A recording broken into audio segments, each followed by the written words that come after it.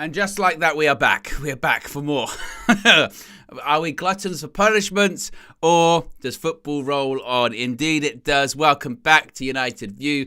Welcome back to another Match View Live. It is Spain versus Georgia coming up next in the round of 16. We are still reeling, of course, off England going through, defeating Slovakia by 2-1, being just, again, seconds away from being knocked out of the tournament. Then Jude Bellingham with, I mean, how do you describe it? I mean, they spoke to Harry Kane after the game, and they said, where does that rank in terms of goals for your country? And to be fair, he's right. It is right up there. I know some people might scoff and say, well, a goal against Slovakia, but it's the context, it's the timing, it's the goal itself. It's not a tap-in, it's an overhead kick. Overhead kick. He does that. It's just, again, remarkable. Absolutely remarkable. I mean, we'll get into this as this game goes on, because I think this game might be a bit more straightforward. I mean, you never know. But, we've got to play, England got to play Switzerland in the next round. That's at the very least going to be, I think, a struggle. I look at England as not even the favourites going into that game. I think England, with the way that we've been playing, my goodness me. But look, I'm happy because England are through, and that's all I want to be. All I want to be is happy. All I want is for England to, to win and do well, and hopefully, again, that's going to be the case. We shall see. The teams are coming out onto the pitch. We'll listen to the national anthems in just a second. As far as team news for both teams, for Spain, they play a 4-3-3. They've got Simon in goal, a back four of Carvajal, Lee, Normand, Laporte and Cucurella. That midfield three of Pedri, Rodri and Fabian Ruiz. And then the front three of Yamal, Morata and Williams. Really one of the most impressive teams in this tournament for Spain. I think they're considered by quite a few as possibly one of, if not the favourites. And then Georgia, look, was a huge achievement for them to make it this way. They've got the player from Napoli that is called Kvaratskhelia. How do you pronounce the name? Because someone spell it out phonetically for me, because I might need it during this game.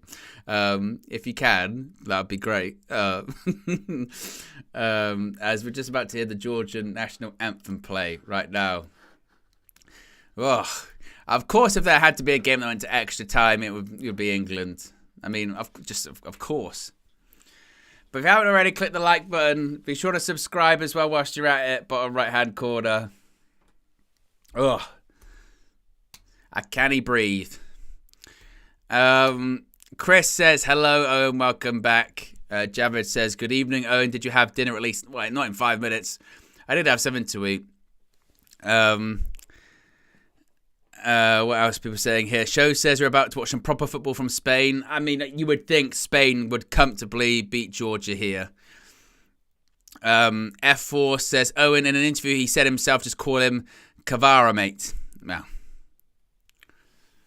But could this be the upset? The big upset? I mean, we thought it was going to be Slovakia knocking out England. That was not the case. England go through. So, where is that big upset going to come from? Maybe it's going to be Georgia. I'm still literally reeling after that. Absolutely reeling. But I'd rather be like, this, be going, oh, I can't believe that, in a good way, rather than being like, oh, England are out. So I'll take that. As we hear the Spanish national anthem, no words, just music. Da da da da da da da da da da da da da da da. Look at Carvajal winking to the camera. Cheeky so-and-so. Da da da da da da da da da da da da da da da da da da. Da da da da da da. It sounds like, to be fair, I think it does sound like sort of Spanish fans sort of do what I do. I mean, when they sing along with it. Spain versus Georgia kicks off in 3 minutes' time. you know what is so weird, by the way? And this happens every World Cup. And I'm going to do my best to kind of like explain this, because I don't think I'm going to be able to explain it very well. But, you know, like, so then, if you're watching here in the UK, once they go, right, and Spain versus Georgia is coming up next, right after this. And they cut to commercial, and they play their little outro of their song. So it'll be like, dun, dun, dun, dun, dun, dun, dun. And I don't know why, but it always just, and again, talk about associating like English trauma in these tournaments. Usually it's like, and England are out. And then then it goes to that bit and they play like the little outro, and it just seems way more depressing. Like it can, depending on how you're feeling, the song, even though it doesn't change, actually fits the mood. So if you've just won, it plays dun dun dun dun dun dun dun. You're like, yeah. And then, but if it's you're out, they'll go, and England are out, and it's sort of like dun dun dun dun dun dun dun. And it's always like that. All of these different tournaments, it's so strange. I can't really sum it up, but this is something I've noticed. Chris says, Owen, you're singing the Star Wars anthem, not the Spain anthem. Well. But the fourth match of the round of 16, Spain versus Georgia. I mean, it's them and Germany, I think, that win it. I mean, aren't they set to face off in the... where would they face? Is it in the next round? So the winner of this faces Germany. Is that the case? Now that is a tidy game, isn't it? I mean, it's there on the screen in front of me to here, this way. But because that was put there by me, I don't trust it to be true. It is, yeah. Quarterfinal. That is. Spain versus Germany in the quarterfinal. That is good, isn't it? Or you never know. Might be Germany versus Georgia. You never know. Might be Georgia in the next round. Let's not rule them out. 9, 8, 7, 6, 5, 4, 3, 2, 1. And we're off. Show says Germany versus Spain should be the final. Shame they'd be meeting so early. It's kind of strange when that happens. Sometimes with tournaments, isn't it? The final, you would think in the final of a tournament, the two best teams would face off. But that's not always the case, is it? You know, it's not always like the two. All right, these were the two best teams in the tournament. They're facing off in the final. Because you're right, depending on the way of, it's drawn and what have you, you can have a situation where it's like, well, the two best teams could face off in the quarterfinals.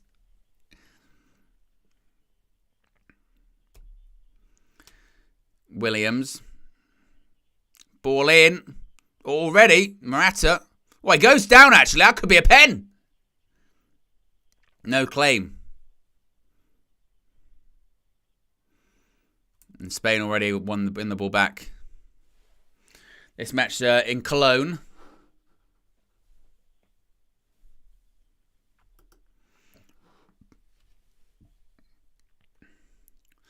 And what you're about to witness over the course of the next 90 minutes is some absolutely incredible pronunciation from me.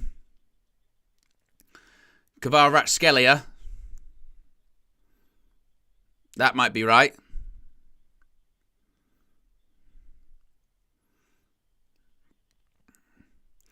Of course, Yamal, people still focusing on him. Laporte goes for the switch. Ooh, edge of the box. Ruiz shoots, blocked. Nearly found its way to Morata. And already, 2 minutes in, Georgia are firmly up against it. Cucurella.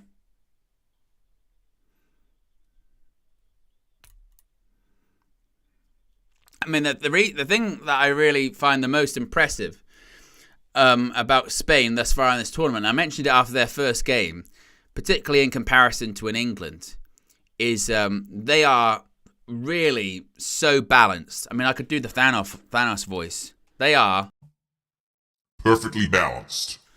Because you look at that front three, not so much Morata, obviously I could take or leave him, but Williams on one side, Yamal on the other, the midfield three and behind him, Pedri, Rodri and Ruiz. And again, they are just perfectly balanced. Just as threatening or dangerous from both sides of the pitch, through the middle of the pitch. They are, again, a top team in that game. If they go through to face... Oh, he left a bit on Cucurella then.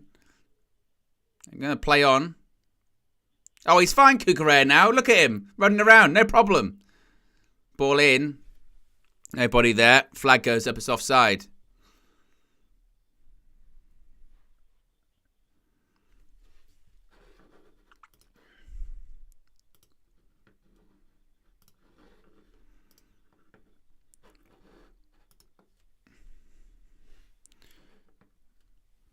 See when Morata went down.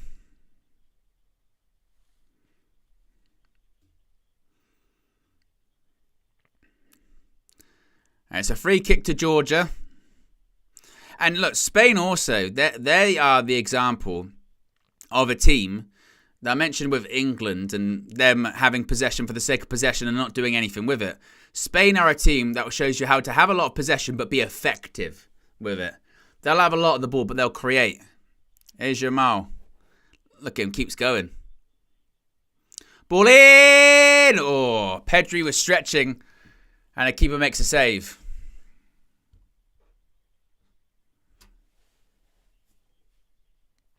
Get him on the stretch. Comfortable save in the end for the goalkeeper. But you can see Yamal, just when he runs with the ball, picks it up, keeps running. And this game's going to be all Spain, isn't it? It's going to be... If Georgia want to go through, this is going to be set pieces or hold it out until pens. That's really what we're going to be looking at, isn't it?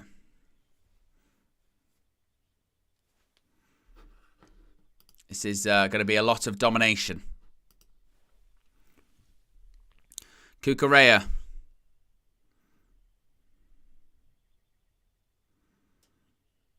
Williams. Oh, brilliant flick. Cucurella. Nearly goes to Yamal. I tell you what, by the way.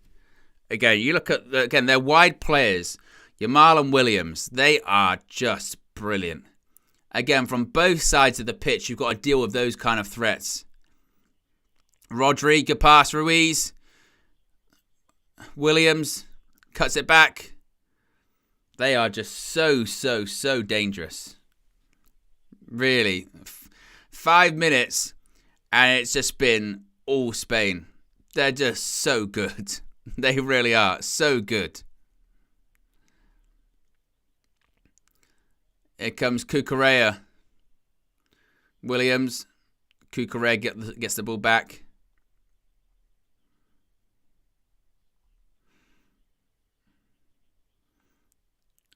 Liederman. And then ball into the box. But goes nowhere.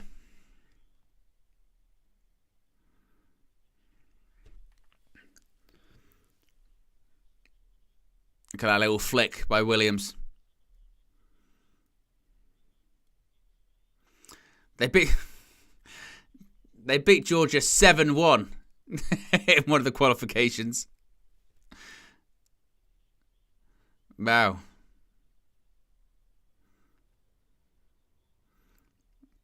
Georgia's trying to play out from the back, but here they come. Counter-attack. Go on, Georgia. Travel. Travel. Tries to go past Cucurella. Cucurella. He spends a lot of time on the floor, doesn't he, Cucurella? I feel like he either gets fouled or dives a lot.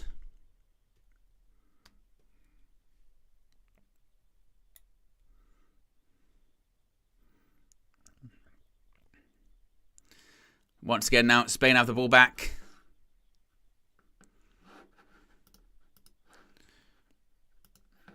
We can check possession stats in these games because they actually do something with it. It's been 7 minutes, and Georgia have had a whopping 8% of the ball. 8% of the ball is what they've had. Spain have had 92, already 2 shots, 1 on target. It took England 97 minutes. It took 97 minutes to get that shot on target. Cucurella cuts it back. I mean, maybe for the sake of Georgia, maybe we should do the 10-minute increments. Maybe we should do the 10-minute increments for them. So at the moment, 7 minutes. Can they get to 10? Can they get to 10 minutes and keep it 0-0? They've got to deal with this corner first.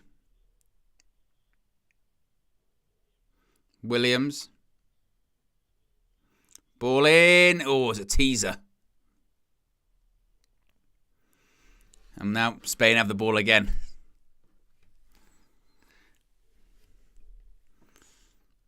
I mean, as many people are pointing out in the chat, the difference. The difference in terms of quality and in terms of a top team facing a bit of an inferior team. Clip forward towards Morata. But look, Georgia's still in the game. Still 0-0. 10-minute chunks.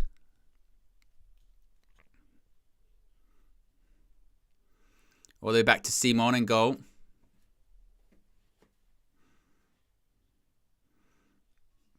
Out to Cucurella.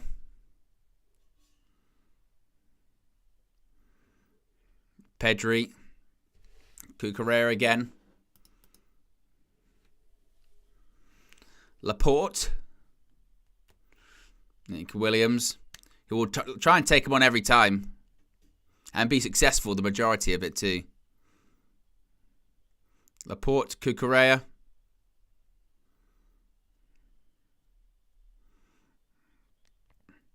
I can't believe Jude Bellingham scored that goal.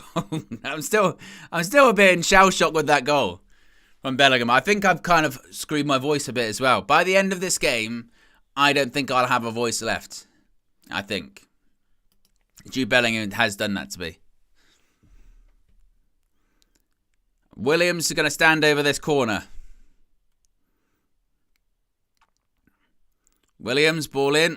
Flick on! Oh, good save by the goalkeeper. I was about to say, that's 10 minutes. Another 5. Let's have a look. Who got the header? I'm not sure who it was. It might have been another own goal. I think it would have been the dreaded OG.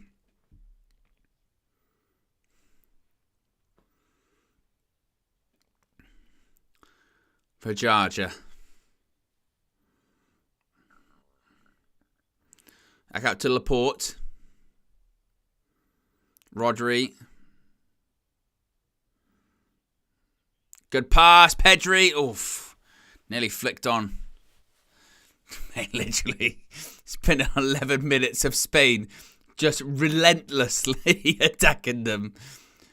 There is no way in a million years. Williams deflected. That's going to be a corner. There is no way in a million years that Georgia are surviving this.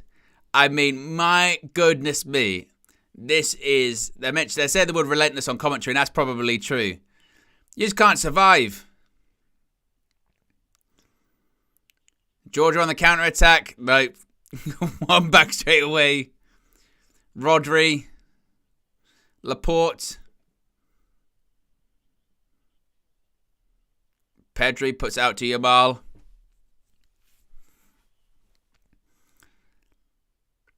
Oh, it feels like, again, when you're watching that boxing fight and they're just getting peppered again, and again. You look at them going, are they going to call this off? Like, what's going to happen? Rodri. Carvajal ball in, cleared. I mean, it really is the 5-minute chunks games. Red One says, Georgia isn't doing anything. I should have got that. the clip of HP saying that. I would have if I had the time, but the England game obviously overran. Cucurella. Laporte. Carvajal. Yamal. Little flick, edge of the box. Oh, another great block. Rodri. Cucurella. Williams. Another shot blocked. It's only been 13 minutes. I'm telling you, honestly, if Georgia, somehow, miraculously managed to get through, it would be like if you're playing Football Manager, this is when you'd be like, I've been FM'd. I've been FM'd because there's no way. There's just no way. Quarter ball. Oh, that was a clash of heads. That was nasty. Really nasty. And the refs, oof. I don't know if they clashed heads. They just sort of clashed. And the positive thing is it might not be heads. Leader man's okay. I think the Georgian player, you just say, stay on the ground. Let's just keep it, calm it down.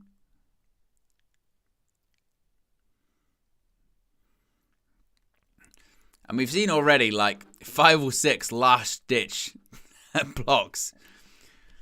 15 minutes of football nearly been played, and Spain have had 89% of the ball. Mad. But it's still 0-0.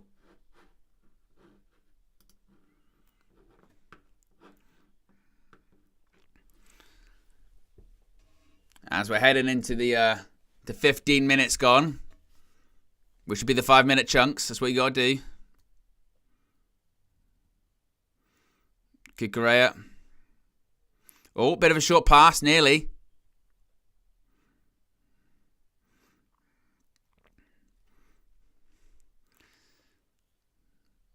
Spain still with the ball, of course. Of course. Cucurella.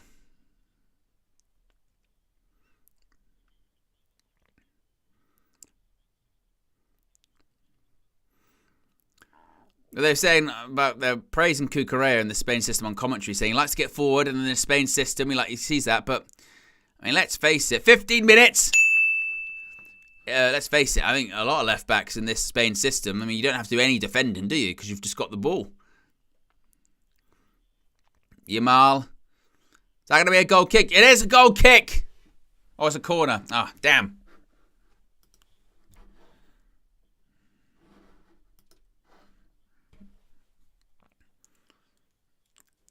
They're up to 90% possession for Spain. 7 shots, 2 on target. Just completely dominant. Ball in. Laporte. Oh, that was a chance. Goal kick. They're still in the game, Georgia. Still. I tell you what, if Georgia managed to... Imagine Georgia went 1-0 up. It would be the most fight for your lives performance you'd ever see. Laporte said it should have been a corner. Wasn't given. Willy Sagnol, the coach.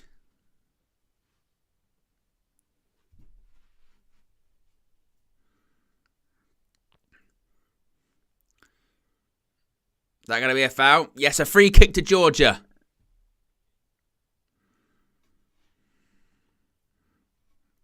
It was a foul by Yamal. Let's have a look. I think he did get the ball, to be honest. He got the ball. Yeah, it wasn't. I think it was. They kicked him. I wasn't a Yamal foul at all.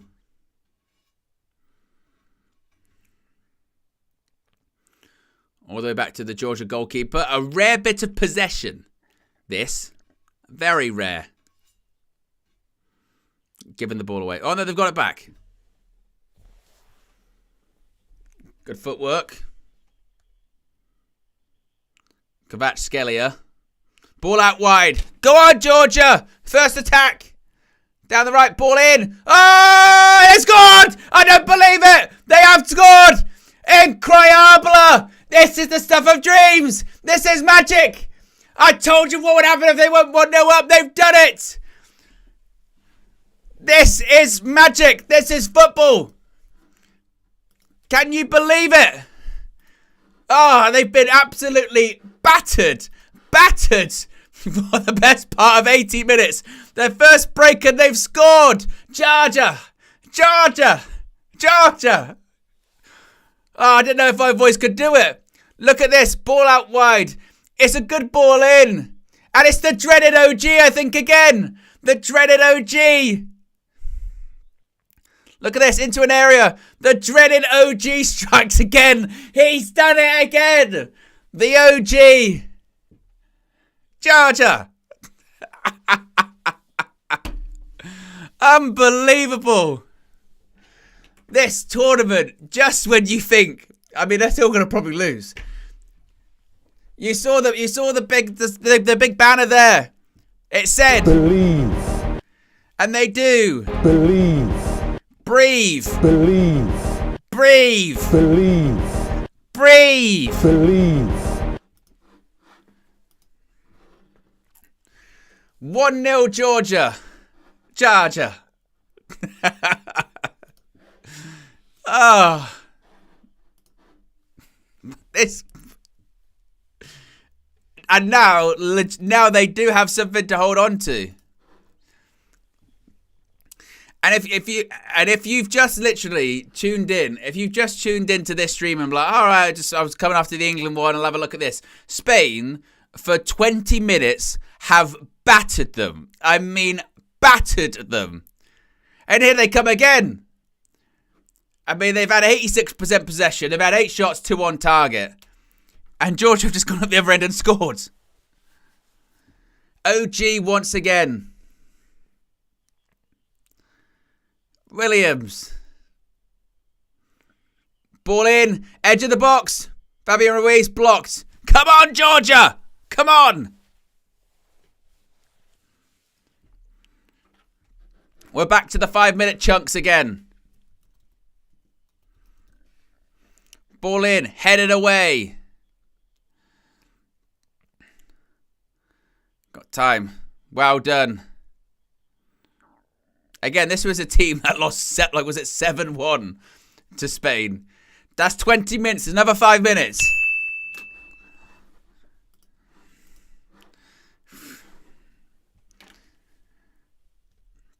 Now they've got, I mean, they were holding on for dear life anyway. Now they've really got something to hold on to.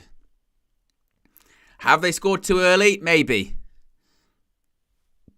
But they've got something to hold on to.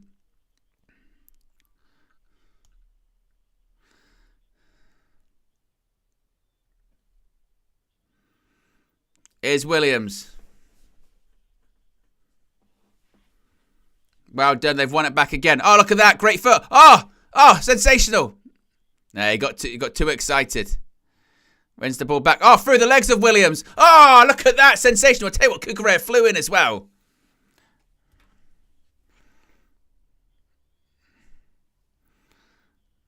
Yamal. I bet Germany, by the way, can't believe this. They're thinking, oh my God.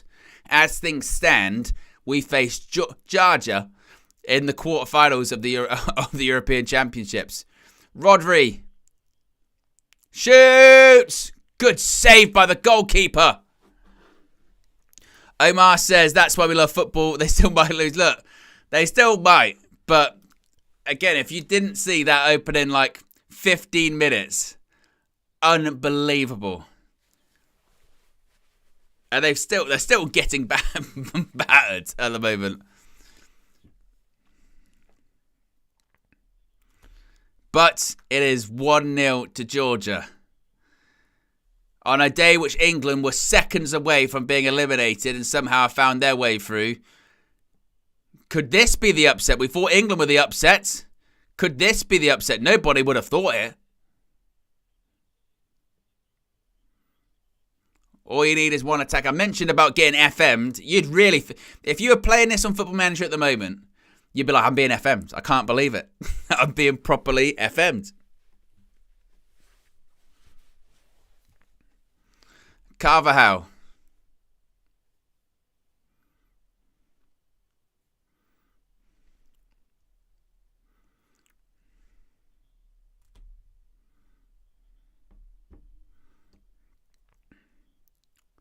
Lane Ormond. To be honest, both teams in this game deserve praise because you look at Spain and go, the only thing you haven't done is scored. You've been sensational. And then Georgia, you praise them by saying you've literally, for 23 minutes nearly, you have put everything on the line and then had one break, put a ball in a good area. You make your own luck. I mean, that is the definition of you make your own luck.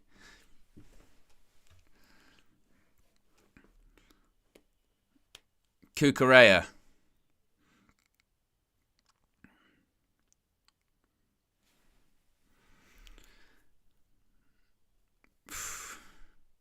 Yamal. Oh, look at that. And through the legs again. Oh, sensational. Here comes Georgia on the counter-attack. That's going to be a foul. Well done. Come on. Yeah. No, don't say dive.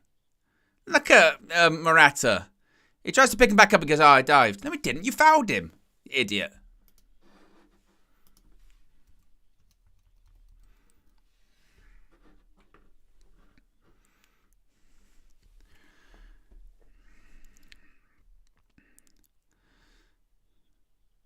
Here come Georgia again. It's a great pass. And they're on the counter-attack. He's going to keep going. Honestly, Cucurella flies to the ground so often. If he's not being fouled or he's diving, he's flying in with tackles. Here comes Spain on the counter-attack. Yamal on the ball.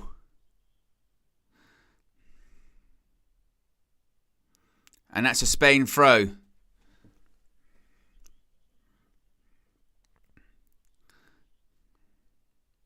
Oh, lost the ball. No. And Georgia properly fighting here. Rodri. 20 minutes to go to half-time. There's a long time for Georgia to hold on for. But they still can.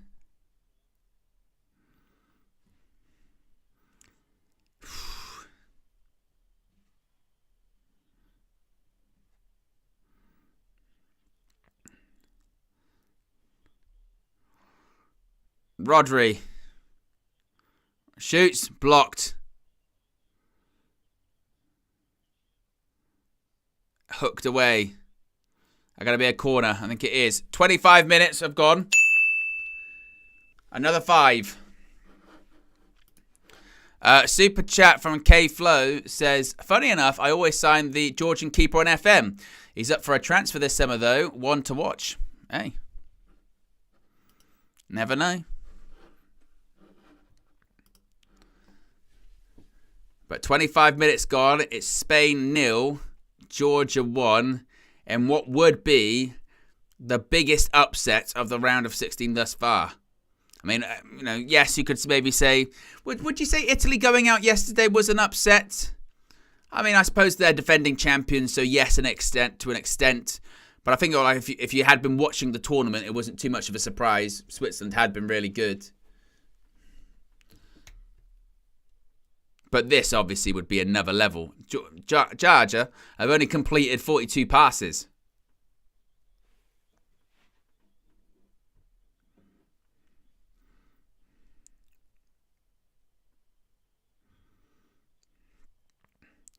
Reverse pass.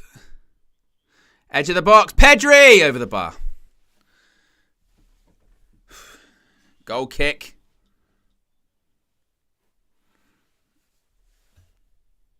Do you know what this game reminds me of? There was a... do you remember when Celtic beat Barcelona in the Champions League at Celtic Park? And I think they scored him really late on in the game, and they maybe had 12% of the ball in that game. It's a bit like that. Was it like Tony Watt scored or something from right at the end of the game? It was unbelievable.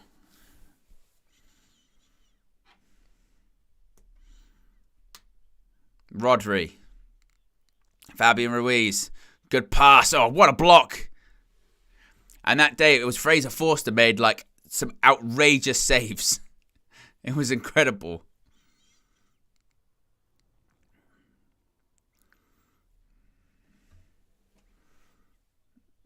Trying a bit of a long pass there. Not sure that was the right ball. Rodri. Oof.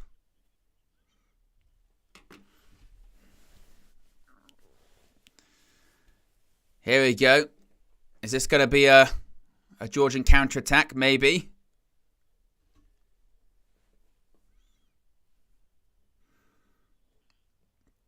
And the referee saying that's a throw to Spain.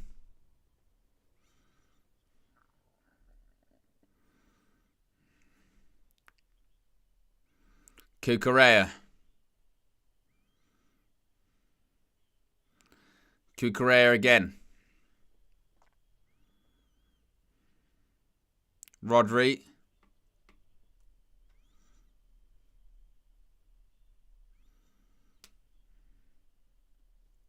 Laporte. He's going to take a shot over the bar. You'll take that. You'll take that all day. No problem. You'll say thank you very much. I mean, again, this is a proper you've been FM'd one, because like 84% possession, Spain, 10 shots, 3 on target, versus Georgia's 16% possession, 0 shots, 0 on target. They've completed 51 passes and they're 1-0 up. Don't you love football? They had a Georgian player down. Don't you dare. He doesn't give a free kick. Is there a counter-attack chance? Maybe. Plays it. Oh. It comes back to him. He's going to maybe have a shot. No. Now he is. Shoot. Oh, blocked. Headed back to Simon. There was a chance. Or maybe that was an opportunity. Georgia. Now, the problem is, every time you do the counter-attack, you got to get back in. Got to get back in shape really quickly. Oh. Loose pass. No, just fell over. Oba with a super chat says, and Wanyama was unbelievable that game. Yeah, it was a crazy game of football. Somehow managed to win. Lives in the memory of Celtic fans. I'm sure if you ask a Barcelona fan, they'll be like, who cares? Yamal. Shoots, blocked. They've made it, by the way, to 30 minutes. 15 to go until half-time. And what would be the biggest upset in this European Championships. Williams, nearly skinned him. And I tell you what, here we go. This is going to be a counter-attack opportunity. Surely not. Is he going to go alone? It goes down. Referee says no. He says no. I tell you what, though. Georgia properly have Spain on the counter-attack. They really do. They've got Spain on the counter-attack.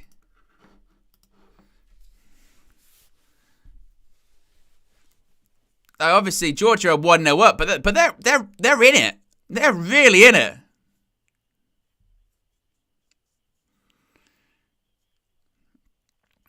Is VAR going to look? I mean, are we going to see a replay? I don't think they're checking it, so there probably was nothing in it. Yamal. Rodri.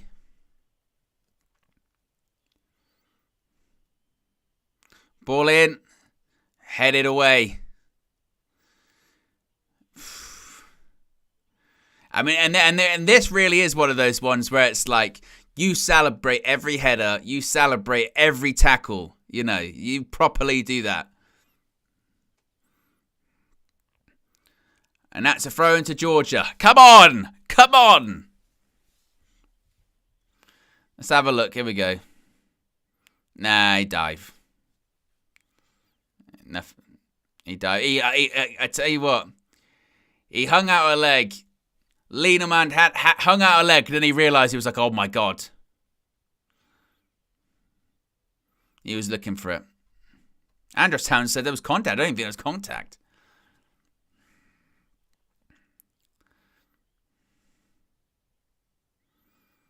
Oh, they've lost the ball here. Now Georgia trying to keep the ball. Oh, be careful. Be careful. Trying to play out from the back. You're playing yourselves into trouble.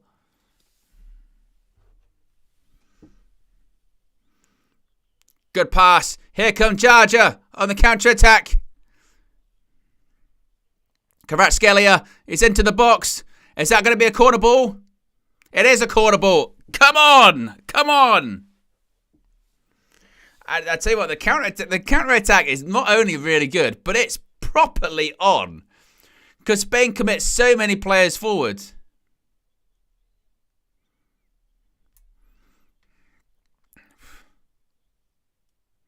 He's saying he was held.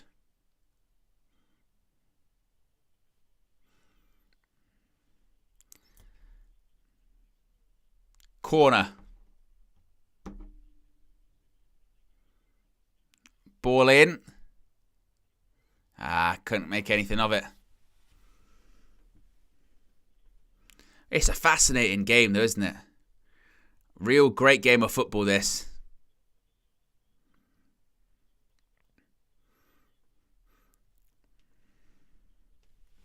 I feel like I need to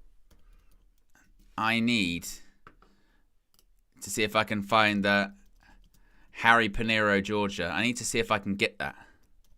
Harry Pinero, Georgia, and Leroy. There you go. Yeah, Mal. There you go. Shoots! Oh, saved. There you go, found it.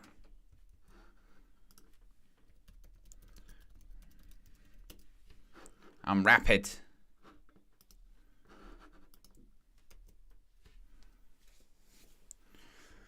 Spain keep knocking. That's a corner.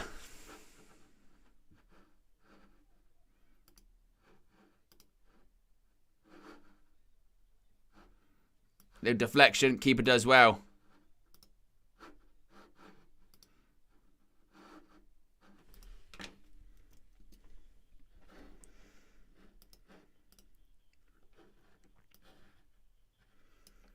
Ball in. And now go all out. Goal kick. Celebrating every moment. As they should.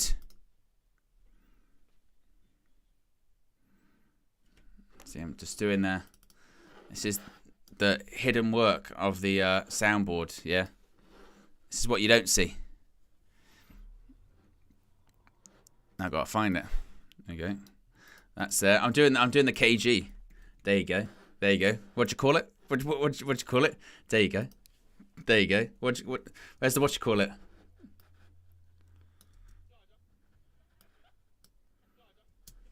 I've got it.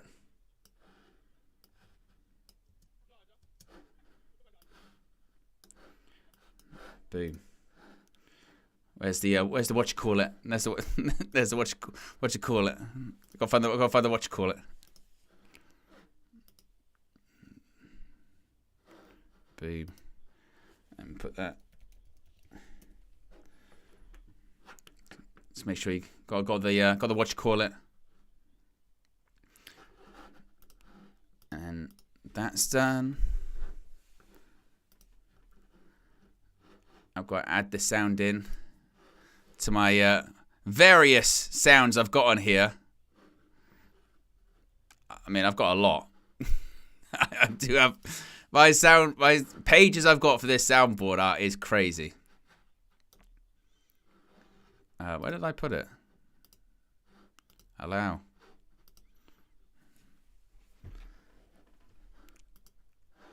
Okay, that's... We'll let this one play out. On a counter-attack.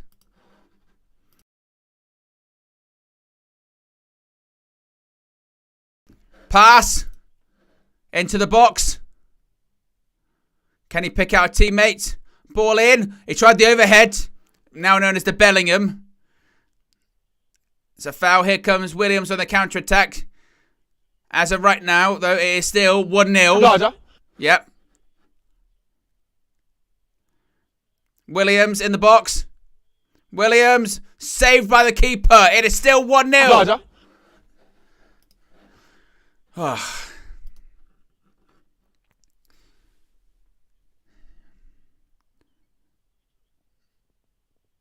Rodri, edge of the box.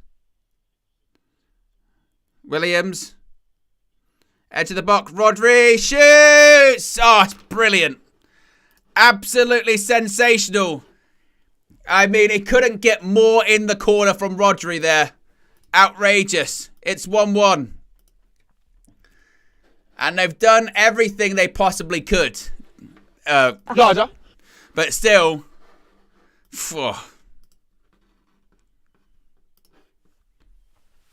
I mean, it's a great goal. Look at this. They maybe give him just a bit too much time. Look at this. Too much time. Way too much time. But that is a brilliant finish. Look at this. Right in the corner. Keeper, no chance. Side netting. You don't save those. So now, it is Spain 1. 1.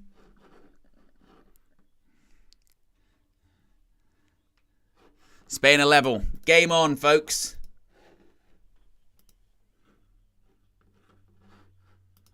Oh, they got a player down. Oh, we're checking for offside.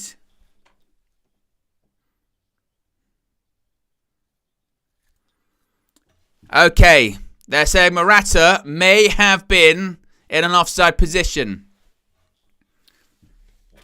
Where's Christina Uncle when you need her? Here she comes. Oh, they're saying check over.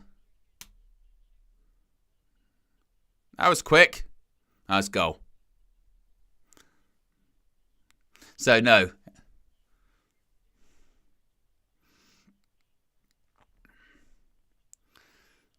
One.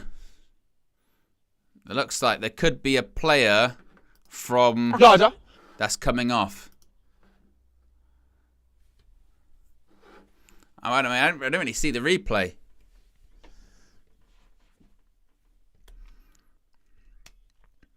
By the way, is Christina Uncle related to KG's uncle? Is there a link there?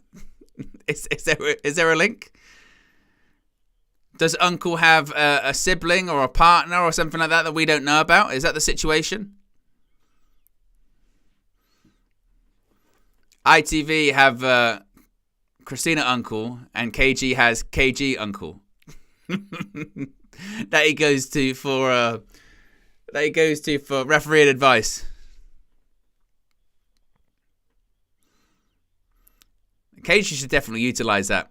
Instead of going to Christina Uncle, we're going to go to just Uncle. To see if this one was offside or not. And he'll probably say something about John McGinn.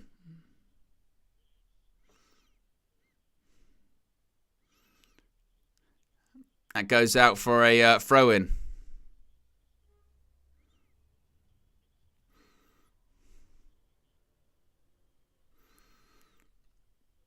Out to Linemand. Of course, scored the own goal. I mean, still, it's 1-1 and still haven't had a shot on target. Williams headed away. Cleared.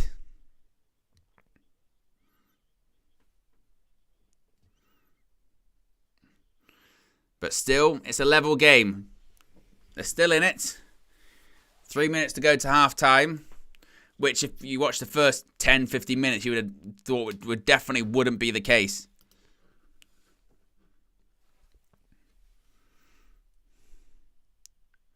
Poor pass. That's a throw-in.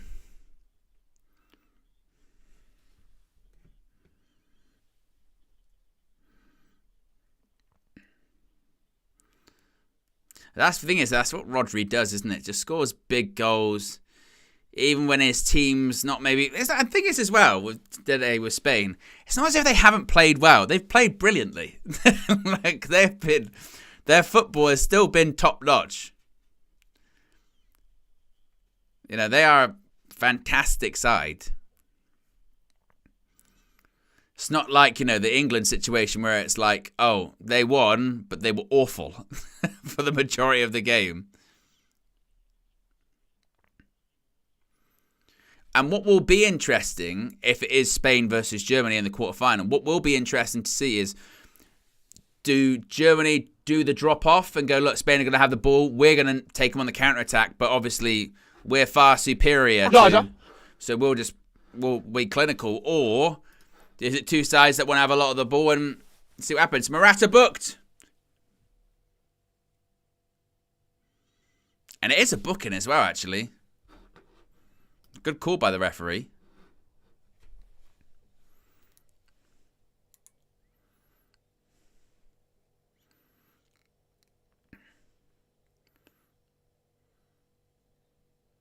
But it's like anything, isn't it? When you these teams that like to dominate the possession like they do, the way to beat them, like, you know, Man United when they play Man City or whatever, is just sit back, hit them on the counter attack, get a bit of luck.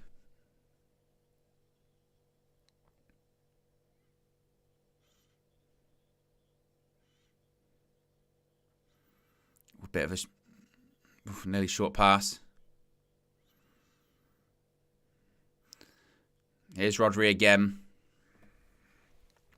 Do you know the one player that feels like he doesn't fit in this Spanish team would be Alvaro Morata. He's been around obviously for ages, but doesn't feel like he's of that quality, maybe. Ruiz. Like, you've got Yamal, you've got Williams, and it just feels like Morata's just a bit of a... It doesn't really fit.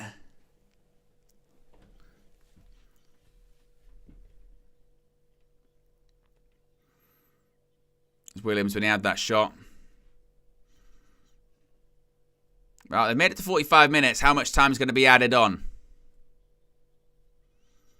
2 minutes.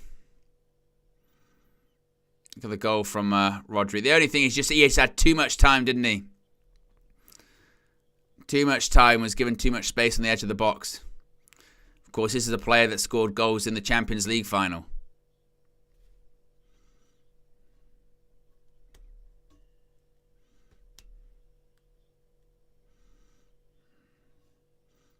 Cucurella. Ruiz.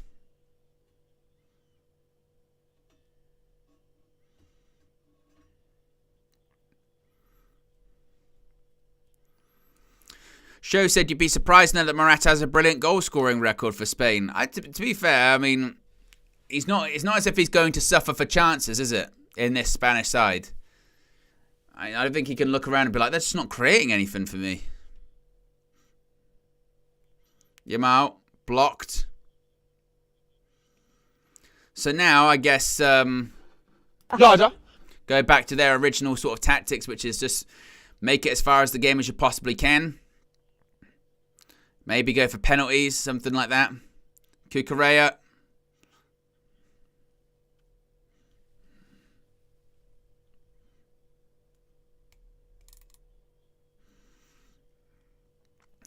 Out to Fabian Ruiz. Is Rodri again. He did think about having a shot for a second. Yamal. Reverse pass. Carvajal is onside. And that's a good block. Corner.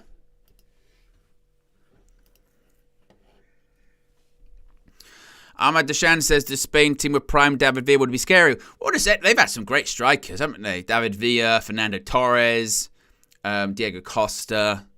They've never really been short for fantastic strikers.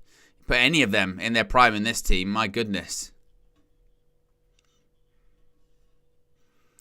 Another corner for Spain. The 2 minutes have been played. So this will be probably the last kick of the first half.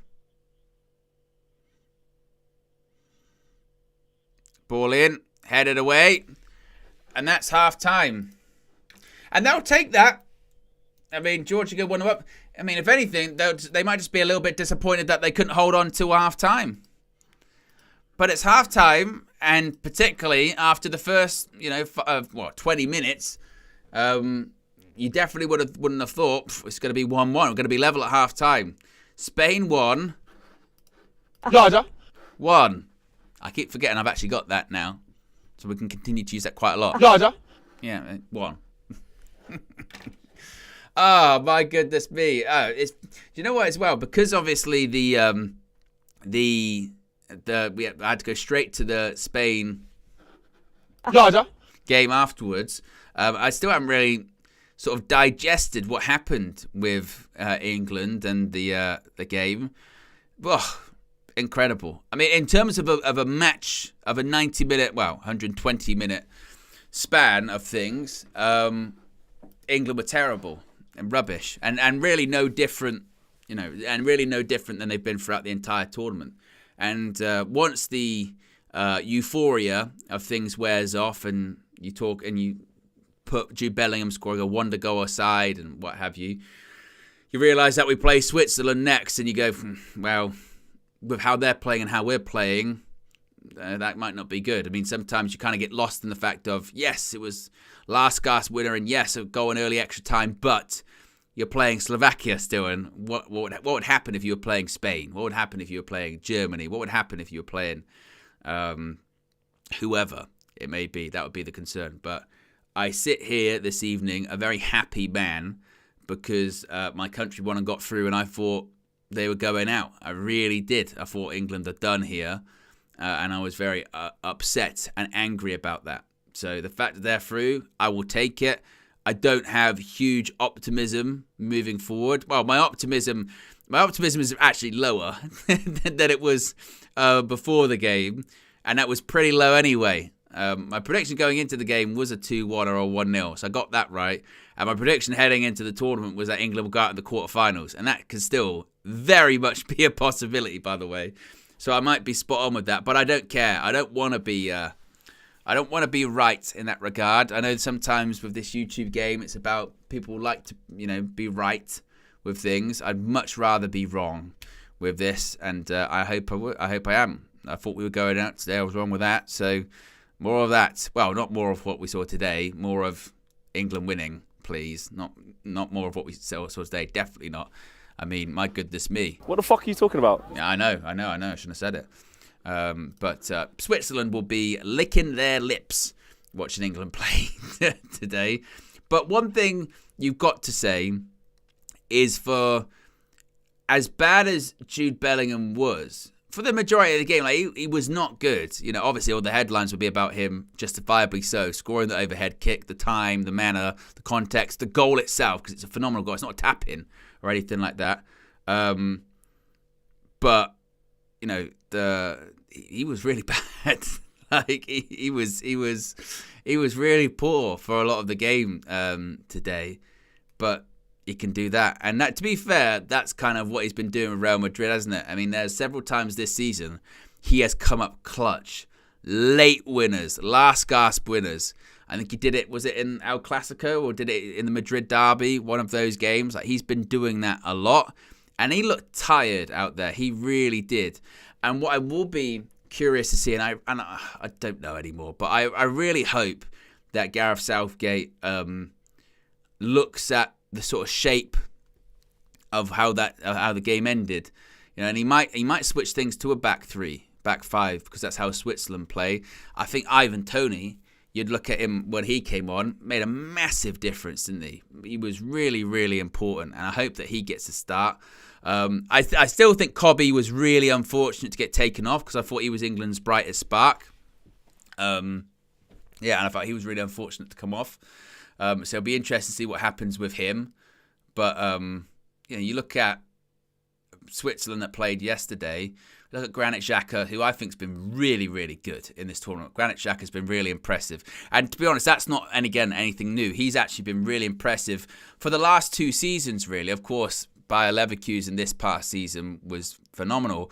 But I actually think in his last season at Arsenal, he was really impressive there too. So he's just kind of continued that over into this European Championships.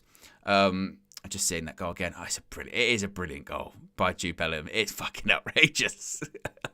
An overhead kick. That is mad. And as poor as Harry Kane has been, he still managed to get 2 goals. Oh, I've got to listen to Gareth. Wait a minute. What's he going to say?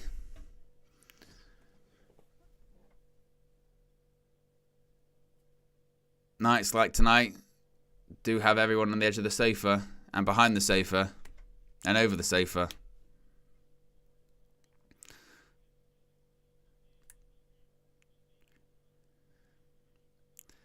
Now, look, I'm not going to listen too much to what Gareth said there. Yeah, it's mad. Man, it's mad. But I do think that Granit Xhaka in that game, he probably, I mean, if you were smart, you'd put someone on him because he will have the freedom of the midfield, and he really, really makes Switzerland tick, doesn't he? But then also, they've got some really impressive players. They've got Mbolo, Vargas was really impressive. I was really impressed by Vargas when they defeated Italy. And also Ndoye's been linked to Manchester United. So they've got top players, and they will play top football. There's Gazai Mendieta. You know what it reminds me?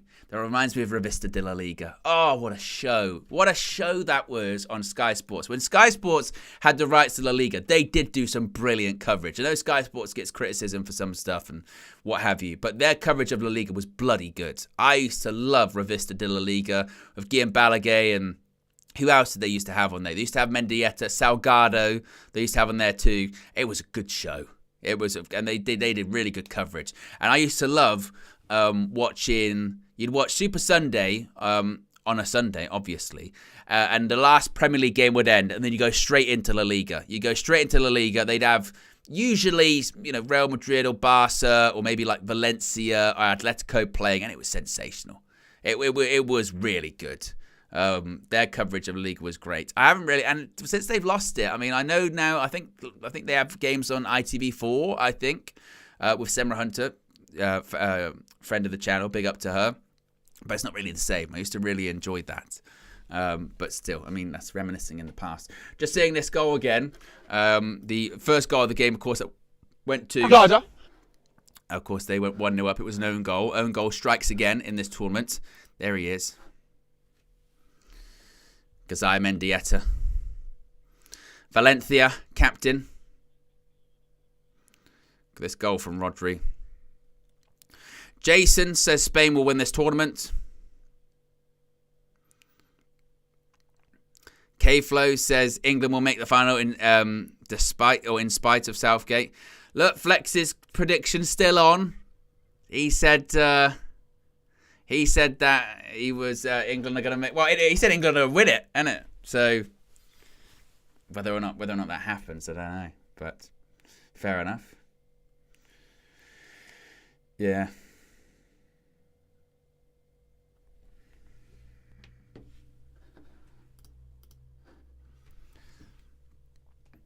And people kind of forget that with Mendieta, don't they? Because obviously they saw him in the latter stage of his career play for like Middlesbrough in the Premier League.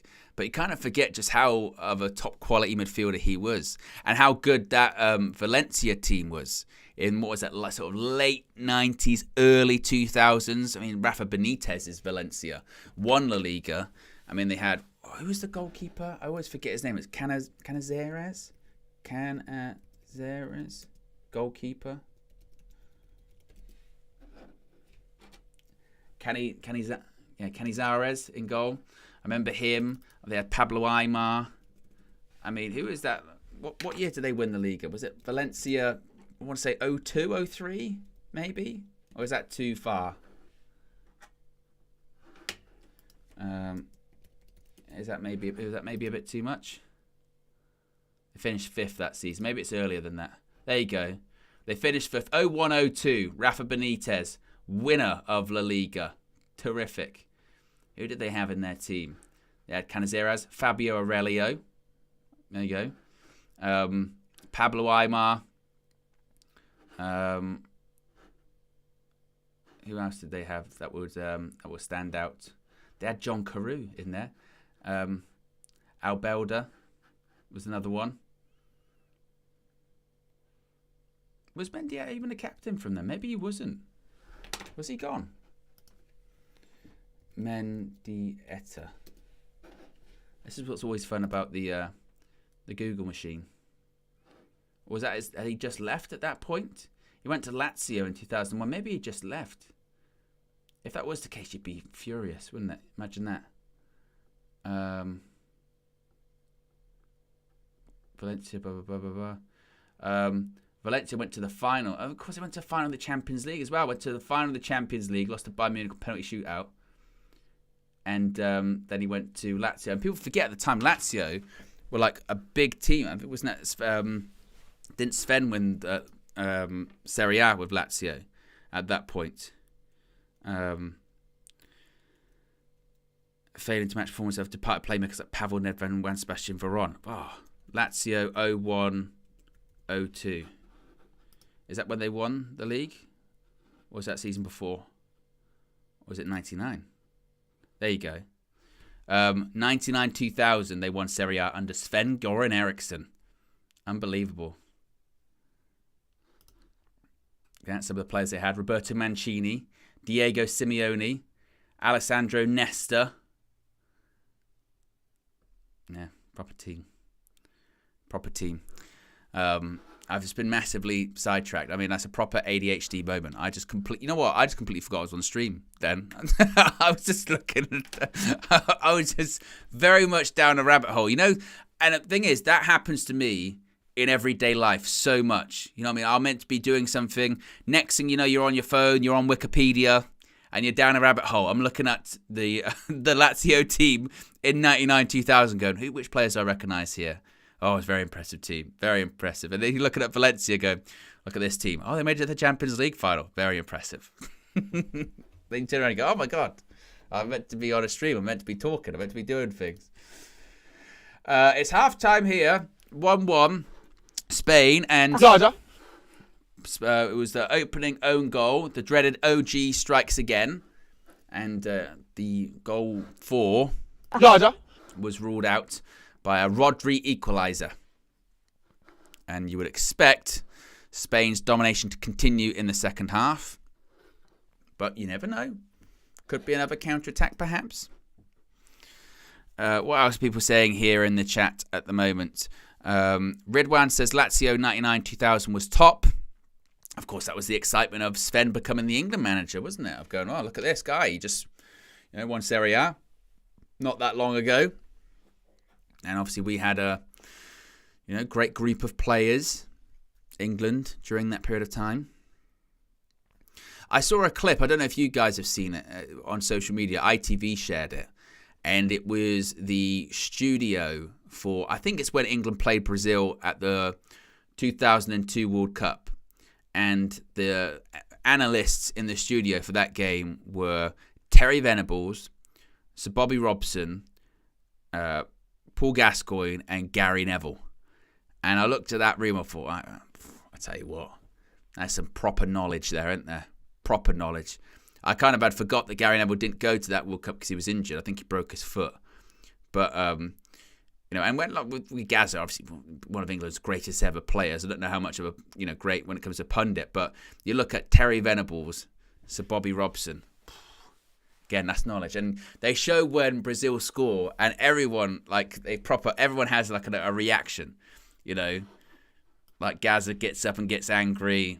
Bobby Robson's like smacking his knee or something. It's a good watch.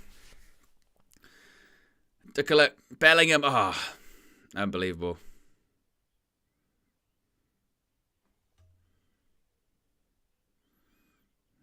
Madness. Look at Gary Neville's high-pitched scream. Ian Wright wasn't even really watching. Why Why is Gary Neville's pit scream so high? Gary Neville's scream's always so high pitched, isn't it? Always so high pitched. Oh, madness. What are they talking to Mendieta about? I think they're talking to him about Bellingham.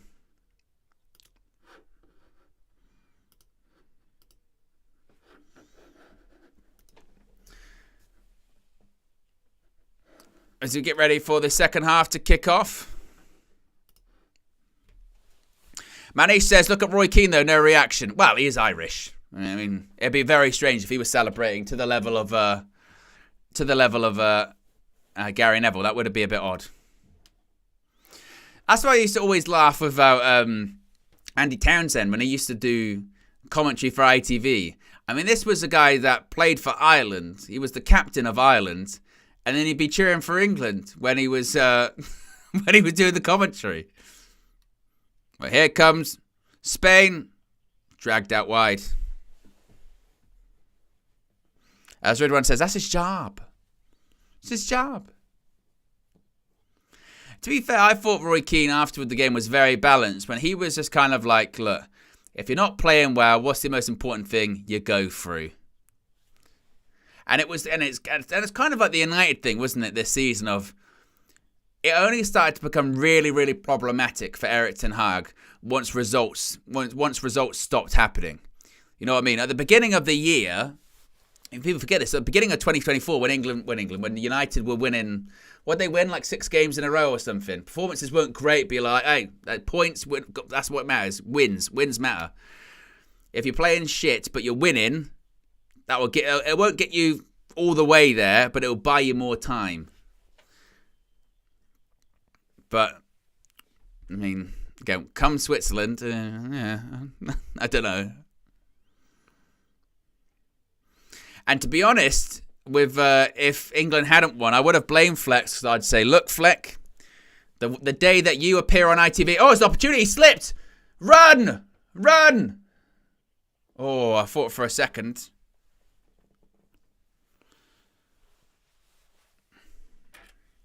I'd have said, Fleck, you appeared on ITV today and England lost. That's on you. It's your fault.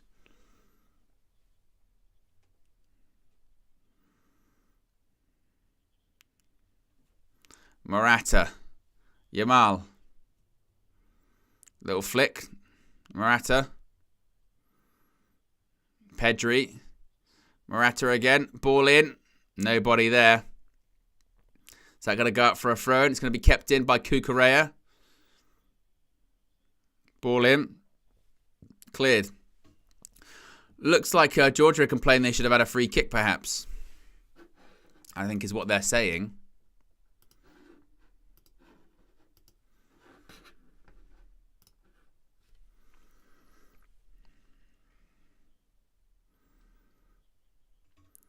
And once again, the same pattern in this game, really, isn't it? Which is Spain going to have all the ball. And the opposition, who are called, will have to soak it all up, hope to hit the counter-attack. Speaking of which, here they go. Try shot. Oh, my God! Oh, my goodness me. Nearly an absolutely outrageous goal. Would have been incredible. Look at this. You think he's just going to keep running? And he doesn't. He spots Simon off his line. Weaker foot, and it's curling in. Oh, just wide. Good grief. It'd have been special. Wow. And another warning for Spain. They've got a fair few of them, haven't they? These warnings. Whew. Today, I mean, it's just this day just keeps on giving. Carvajal.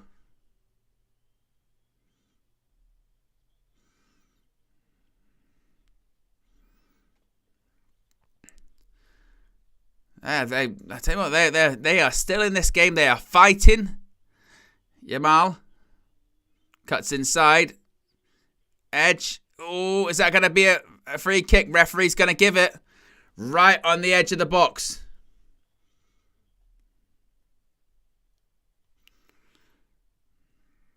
I tell you what, this has been a great game. Let's have a look. It was a foul.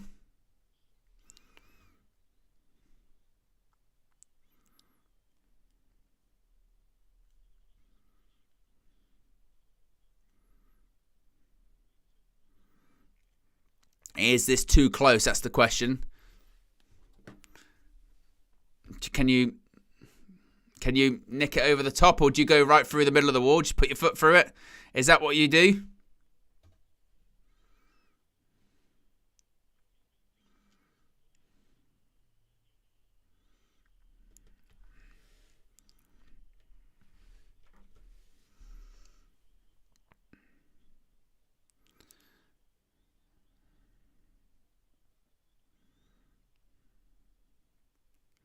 Who's going to take?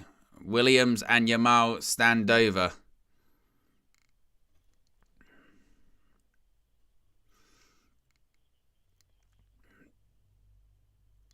Who's going to take it? It is going to be Yamal. Oh, well, I tell you what, that's a great save. Ahmadashvili, he's been brilliant in goal. Mamadashvili, excuse me. I'll learn your name, mate. Yamal again. Ball out. Brilliant ball. And it's a goal. It can't keep that one out. I tell you what. Fabio Ruiz scores, but it's all Yamal. That is an absolutely brilliant, brilliant cross. There's nothing that Mamadashvili can do about it. Because, it's just brilliant. I mean, the free kick from Yamal itself is great, and it's a great save from Mamadashvili. But then the ball he puts in the box. And take a look. First of all, it's a great save. When it comes back out to him, look, take a look at this this cross.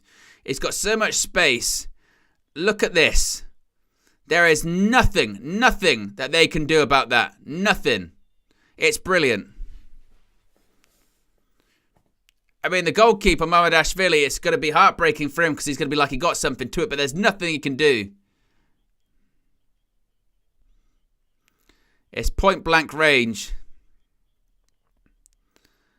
And like I said, it's brilliant from Yamal. And it's 2-1.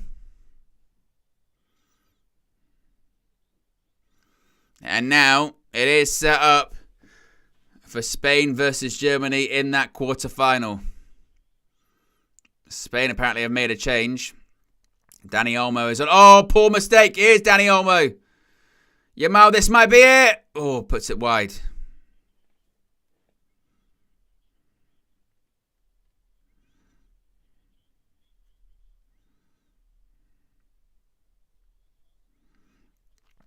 I tell you what, with Yamal, he reminds me a lot of Mbappe. Of that similar sort of body type. Not, I would say thin, but actually sort of deceptively quite sort of long legs, rapid delivery. Every time he picks up the ball, you can tell the opposition team gets scared. And again, he's 16. He is such an X factor. I remember the first game of the tournament when I saw him, I went, oh, well, we'll kind of see. But the more you watch of him, you go, wow.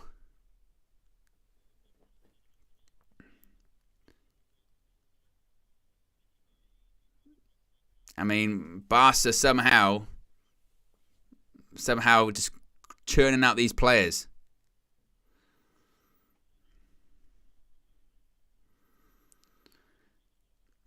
And now the question is, after having to really push for it, now is the time that Spain really twist the knife, make it 3-4-5.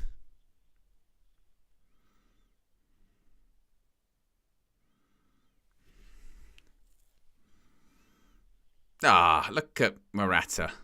Goes down. No, he's fine.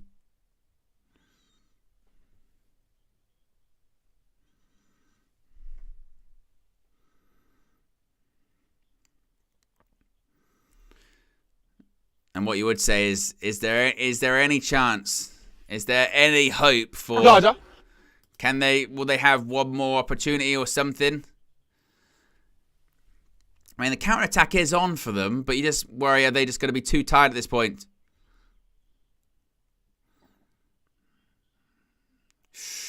couldn't link up with his teammate, Kvaratskhelia. Here's Danny Olmo.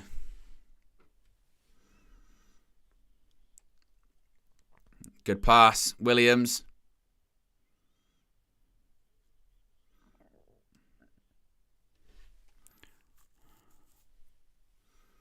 Morata. Oof. Ridwan says, has anyone seen a 16-year-old doing this before? Me, never. I mean, you forget that when Wayne Rooney burst onto the scene, he was 16 at Everton. But I know, I can see your point. I mean, this is the European Championship. When by the time Rooney played at Euro 2004, he was, 17 at the time? He might have been just turning 18. Lionel Messi, obviously. Yeah. Can't predict it's never happened. But of course, you're keeping company with some very important players there, in your Messi's, your Rooney's. I mean, Wayne Rooney at the age of 16 was a man. Yeah, he was a man already.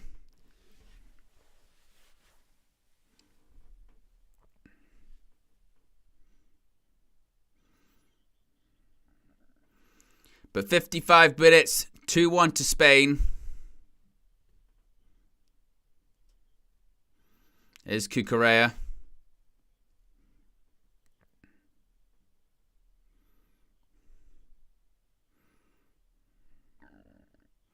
I'm telling you, I think that Morata's like the weak link in this Spain team. He's just lost the ball again.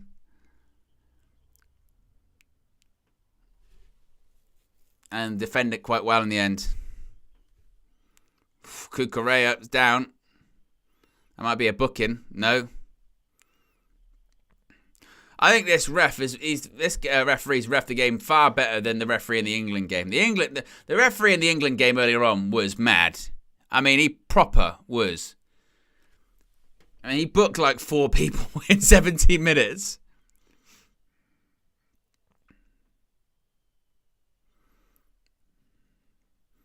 I tell you what, that could have been a booking on Cucurella. Really could have.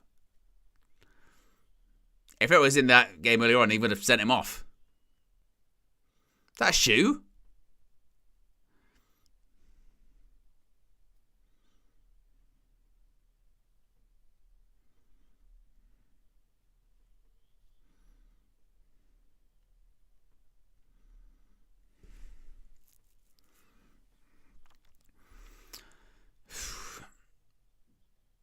And now Spain can be just a bit more premeditated, a bit more patient. Now that they've got their lead.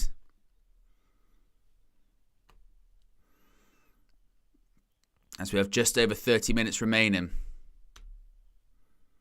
Here's Jamal.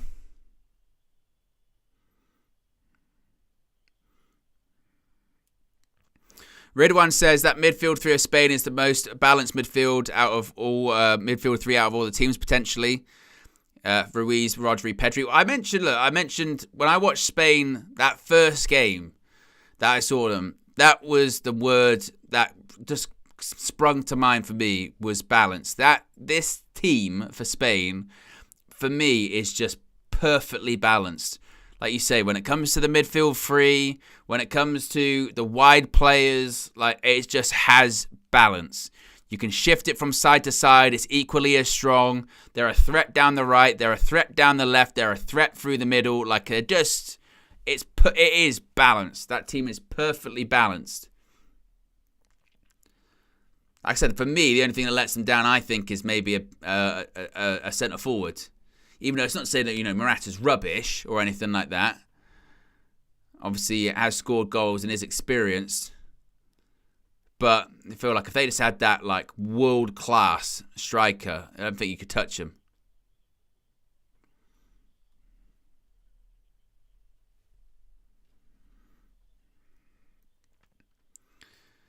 Corner to Spain.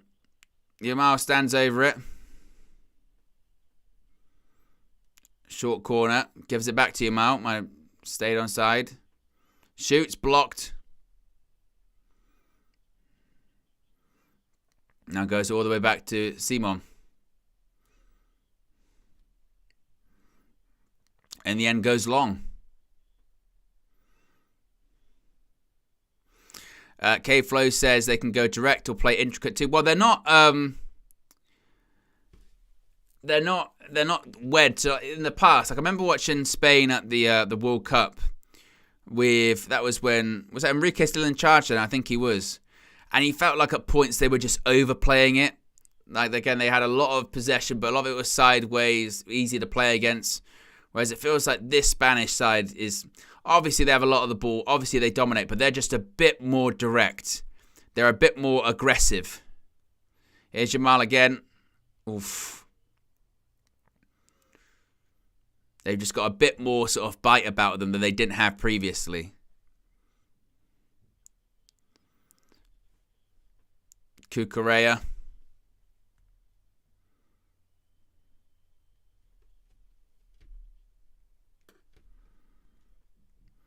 I mean, they'll probably, again, Georgia will just do what they've been doing this whole game, which is soak it up, hope they can sit them on the counter-attack. That's it.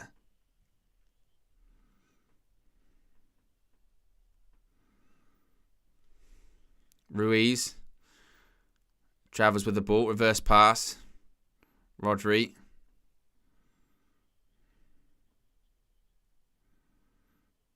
Cucurella.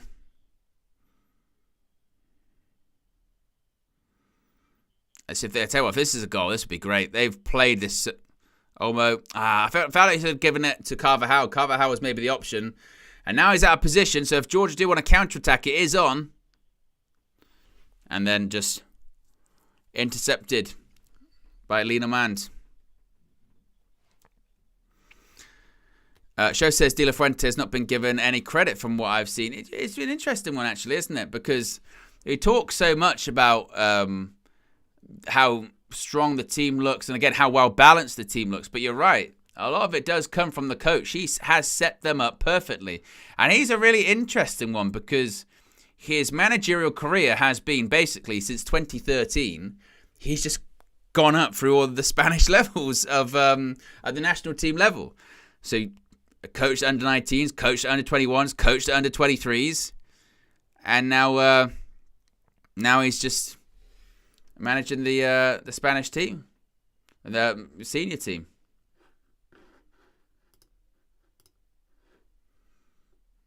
Again, they look very strong.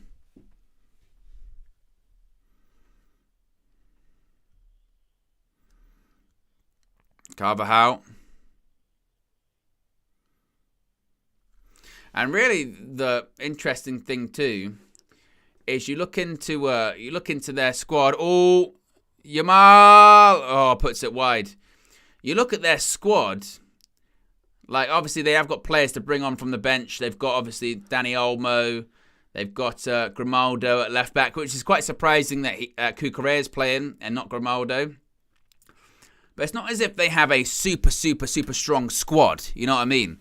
When we spoke previously about the great sort of Spanish squads of sort of 2008, sort of 2014, they had much stronger, in-depth squads than this Spanish side. But he really does make do with what he's got. What he's got is very good, make no mistake.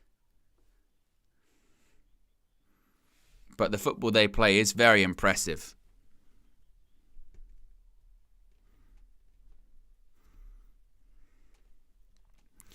Couple of substitutions for... Georgia.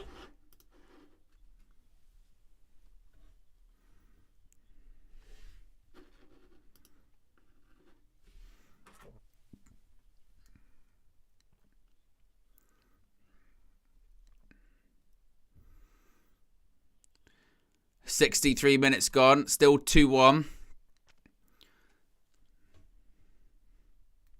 Next goal is critical if there is one.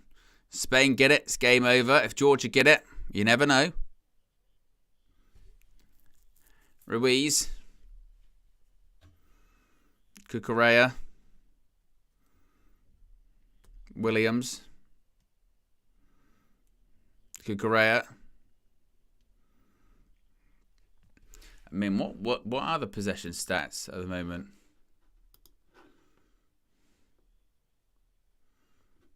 81% possession. And Again, this is the difference. 81% possession. They've had 24 shots, 8 on target. I mean, again, it's domination. Proper domination.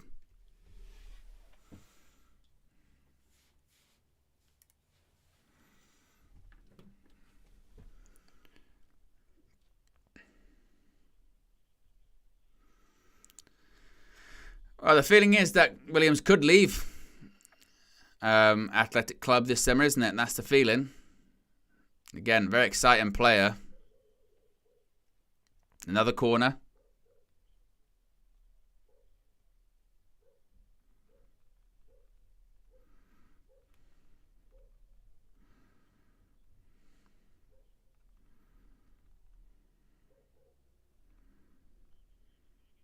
Oh.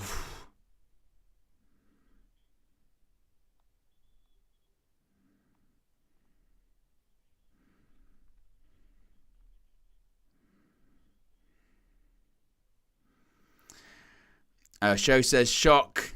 Chelsea are linked to Nico Williams. They're linked to everyone. They're putting bids for everyone as well, aren't they?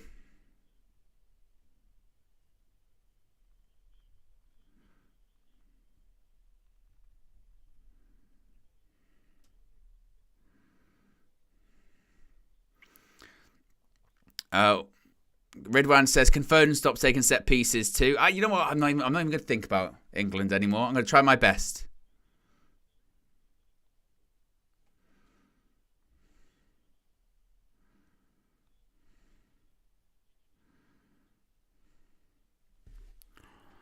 And here comes Morata's coming off. Been a bit of a difficult evening for him, hasn't it?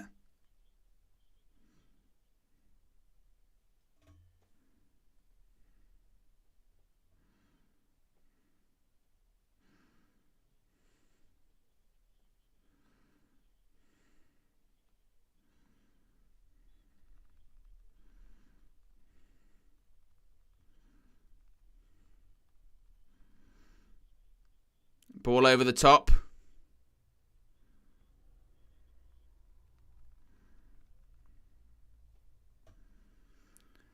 As it's 66 minutes, still 2-1.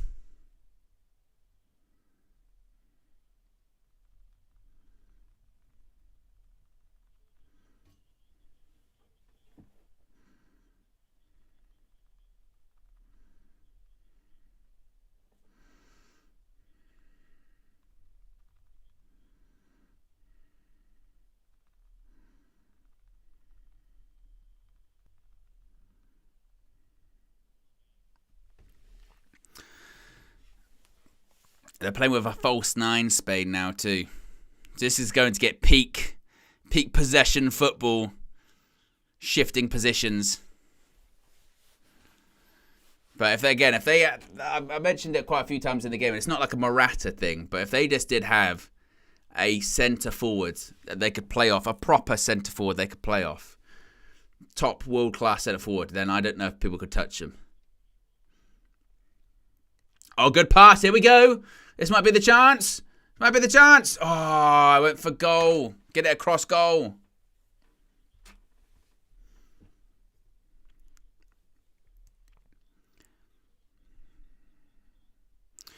Jason says, Owen, do you see the hate Højlund and Garnacho get from our own fans? Well, I spoke about this a bit last night with the Højlund stuff. I found it, I still do find it odd, watching Højlund play against Germany, missing some chances. Look, he'd probably say himself he should have done better with the chances he had, but that's managed to manifest itself into he's rubbish, he's never going to make it at Man United, we should get rid of him. And you go, wow, that's, we had the kind of discussion last night was a bit odd, really. And then the Garnacho one is equally as crazy because it was his first full season at United last season. Now, you could have the conversation about what levels you think he could achieve in the future.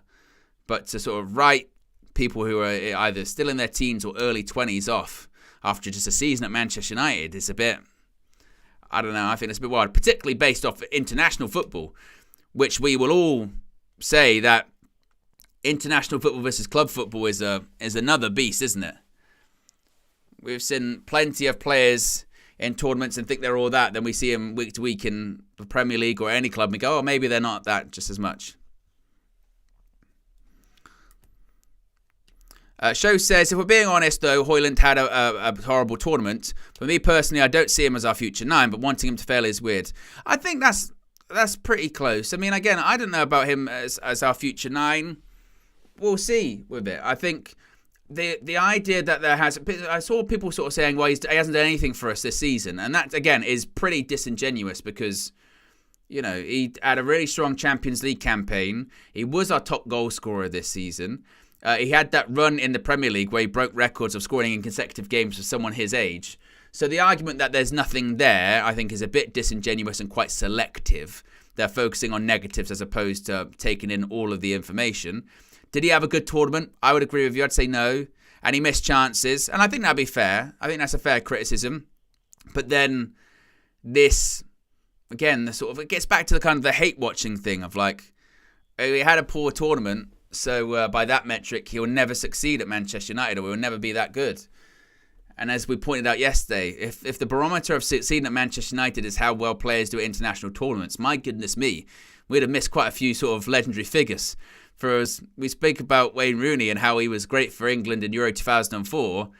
As his career progressed, he had some stinkers in international tournaments for England. Lots of players did, you know. So yeah, it's a bit, again, a bit odd, I think. I think it gets back to that point of people just, I think, take things too far, or you have to. I remember seeing a tweet from Turkish, and he was so right. It has to be the furthest end of the spectrum, doesn't it, when it comes to opinions, I think, nowadays. It has to be either just the most negative you can possibly get or the most positive you can possibly get. Nowhere along that point is of interest to anyone, which is odd. You know, in everyday life, they try and dissuade you from sort of dichotomous thinking like that. They try and, you know, say, well, maybe don't think of things as all or nothing. Think of things as some positives, some negatives. Because if you do go through life thinking, again, dichotomous thinking, that is chaos.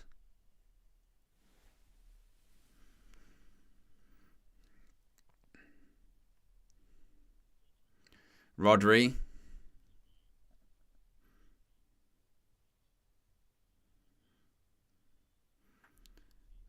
Spain continue to have a lot of possession here. Ridwan says, people tend to follow the opinion of someone else instead of having their own opinion, which I'll never understand. They just jump onto the bandwagon. I think maybe it's part of that. I think there is a lot of, again, reactionary stuff. For instance, if you have a bad game, you're rubbish. You know, that kind of thing.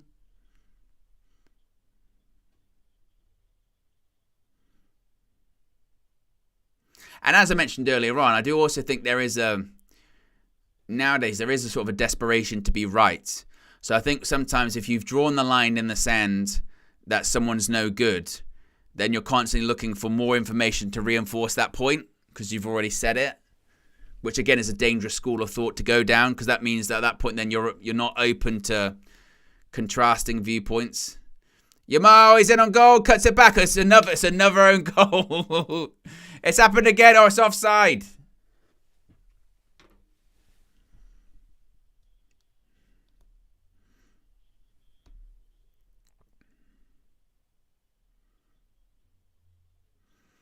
Look at this give and go. That is very tight. I mean, he might just be off. But this is going to be one of those ones again where it's going to be, again, the sort of Tono offside.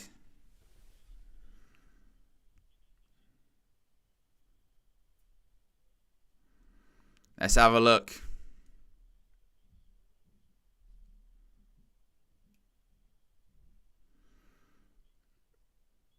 Referee says it was offside. That has been a massive success in this tournament. The automated offside stuff has been really good. Really quick, really fast. Can't complain about that. Although I do have some kind of mixed feelings about the offside rule. As always through,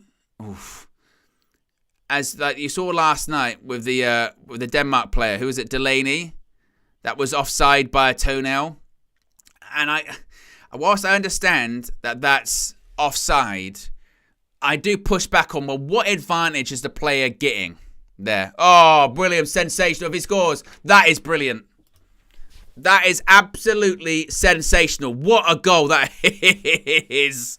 He has skipped past him and just smashed it into the roof of the net. And he might be on the move this summer, and suddenly now a lot more clubs will be looking at him. That is fantastic. And that's game over, obviously. I mean, it was probably game over at 2-1, really. But ironically enough, Georgia have been trying to counter-attack the whole game, but this is the first time they've been countered. Look at this. It's a great pass, holds his run, and he does it all by himself. Take a look at this. The way he skips past the player, see you later, puts it in the roof of the net. That is outrageous. Look at this. Has a look up, knows exactly where he wants to put it. Gives the keeper the eyes as well. He looks towards the far post, puts it just roof of the net. Brilliant. And now we know that it's going to be Spain most likely versus Germany in the quarterfinal, and it's going to be a heck of a game that. But that was brilliant. And it's probably going to be the end for... Roger.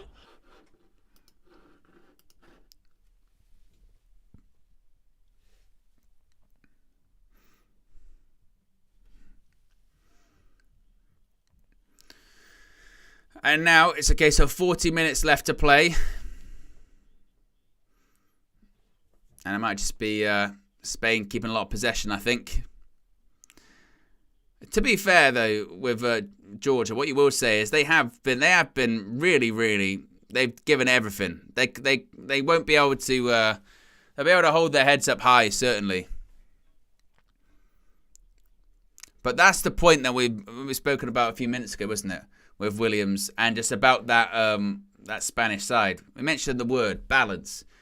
You know, you cut Yamal on the right-hand side. He would nearly got a goal, an own goal. Here comes Williams again. He's in again. Cuts it back. It's going to be... maybe almost should have scored. But you've got Yamal on one side being incredibly threatening. You've got Williams scoring another goal. They're just... That game between Germany and Spain is going to be excellent. I would think, though, given how I've seen Spain play, I don't know if Germany are going to be able to handle them. If they're playing like this...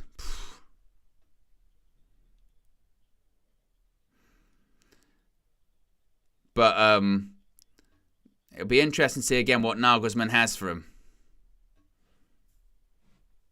But they are top notch.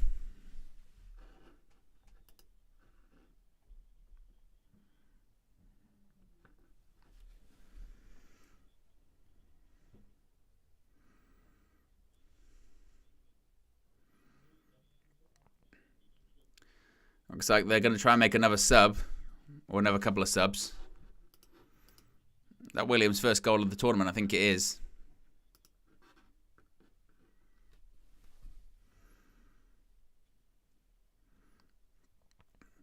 "12 minutes remain, 3-1. Spain against Georgia.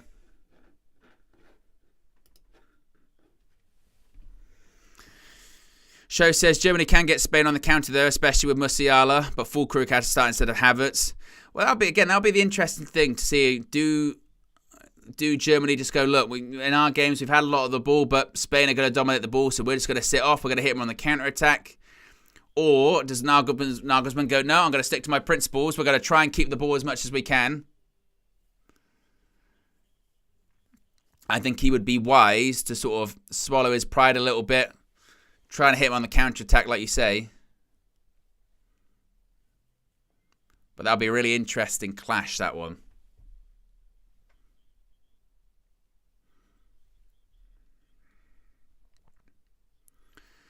"11 minutes remain.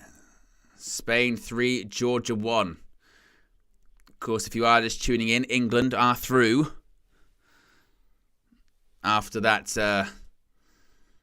madness of 120 minutes earlier today, which I haven't even been able, I didn't have the time, because literally I went straight from the England stream to this one, and I had to get things set up for it. I haven't even watched the highlights back. The only thing I've seen is when ITV showed the stuff at half-time. So I saw the Bellingham goal again, and I think I did see the Kane goal, and maybe an interview from Southgate and Kane and Bellingham, but I haven't really seen the highlights back. So I'll be watching those after this. Here's Jamal once more. 1-2. Oh, here he comes, Jamal. Oh. One thing I would say, he deserves a goal, doesn't he? Deserves a goal because he's been brilliant. He's been sensational. Look at this. One thing maybe you would say we might need to improve, maybe his finishing a bit. But, I mean, you're nitpicking at a 16-year-old. He is, again, brilliant.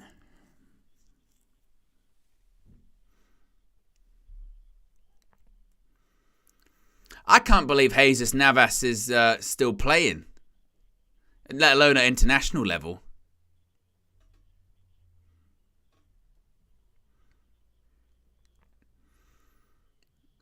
Off goes Rodri.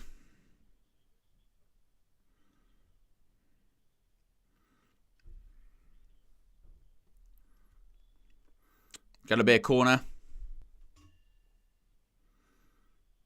Ball in. And that's going to be a foul.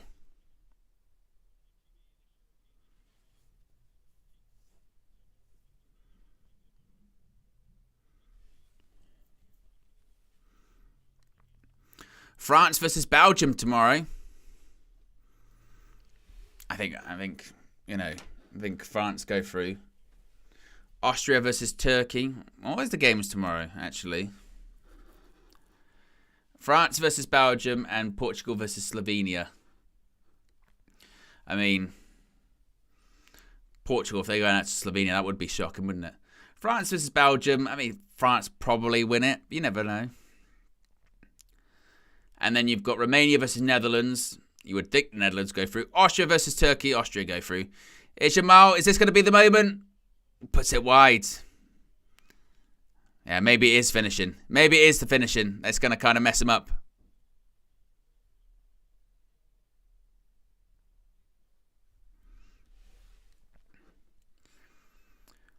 So far, quarterfinals, we know it's England versus Switzerland. That's Saturday, July 6th. And it's going to be Spain versus Germany on the 5th of July.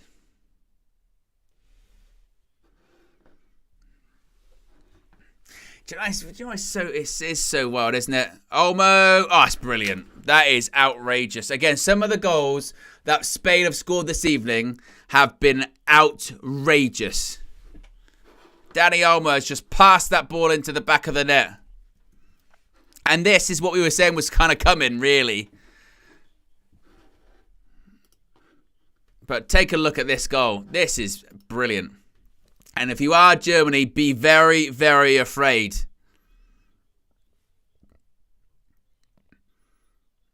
Take a look at this.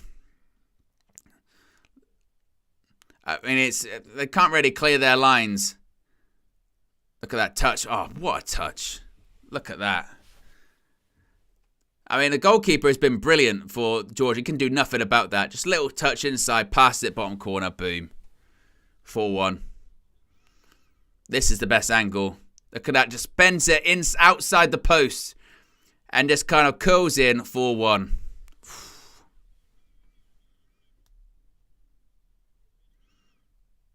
That is a fantastic goal. All of their goals have just been brilliant. They are brilliant. They are fantastic. And again, I think Georgia deserve a lot of credit because they've dug in, they've fought. Obviously, they got their goal too. And what I would say, maybe this is just because it's later on in the game, Georgia are a bit more tired, it's game over. But Spain look better without Morata. They play much more fluid stuff without him, I think.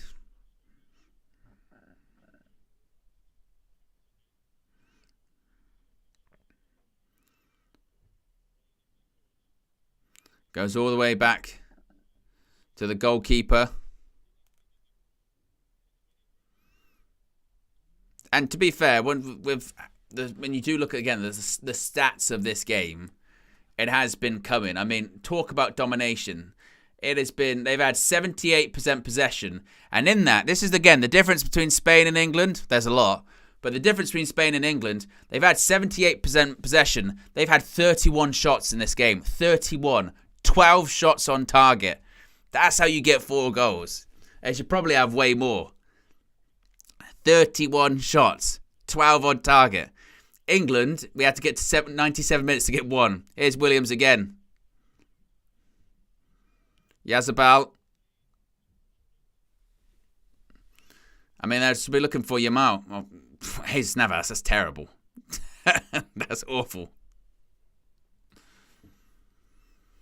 And as Show brought up earlier, it is true. I think you have to give huge credit to De La Fuente because maybe, again, he's still got a very good squad, but maybe not the squad of the past for Spain. And he's managed to build a starting 11 that is completely balanced, plays really good stuff, great midfield, and also really does extenuate the positives in that team, which is their wide players.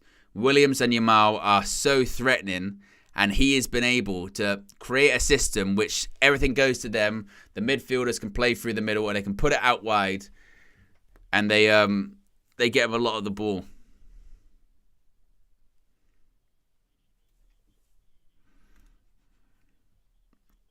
And if I was a Spanish fan, I'd be very excited because I'd be thinking, wow, they just had in more recent times, they've had a period of domination across global football. You look at this team, maybe they can do it again. Giving the ball away. Olmo. Maybe they didn't pick up the right pass.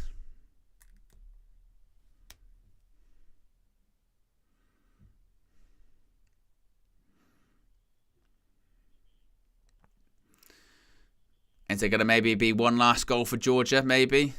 It goes past him. I tell you what, Karach Kelly, he is a great player, isn't he? He is good. The ball, when it's at his feet, just sticks.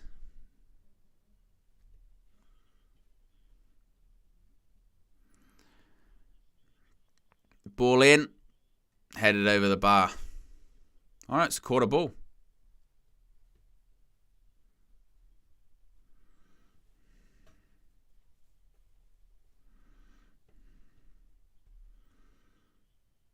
Another corner for. Larger.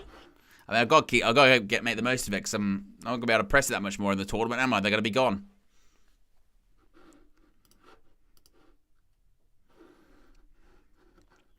But this is why I found it laughable when, the media or whoever would talk about England being favourites. How can you watch Spain play as they have played throughout this tournament, and even prior to, and suggest that England are better than this Spanish team? How can you watch Germany and suggest that England are favourites? Because it's not even in the same stratosphere.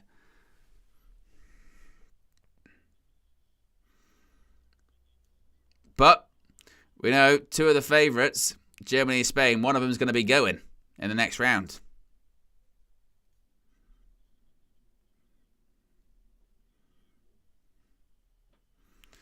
As Spain just keeping hold of the ball now and just waiting for this one to really play out, I think. I don't think you're going to have much stoppage time. What's the point? Put Larger.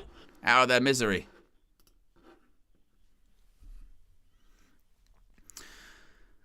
Show says, blind arrogance. Steffi Jenks says, I doubt they watch football. I think maybe it's just like, again, I think it's a really bad trait I think the media have over here. I think we as fans have over here is we do exist in our own kind of bubble, don't we? We don't really pay that much attention to other football across Europe. We don't pay that much attention to other teams across Europe or whatever. And because of that, it's England's centre of the universe, Premier League centre of the universe. Williams, oof. So we just go, well, how have England done this year when it comes to Premier League and stuff like that? Oh, look at these players. You go, we must be the favourites. We must. And you go, have you seen any of the other teams? And you're like, no. You go, well, I think you should. Oh, look at that feet again. Olmo shoots. How by the keeper? As Kevin says, favourites, yes. The unnecessary R included. The favourites. Who are the favourites moving forward?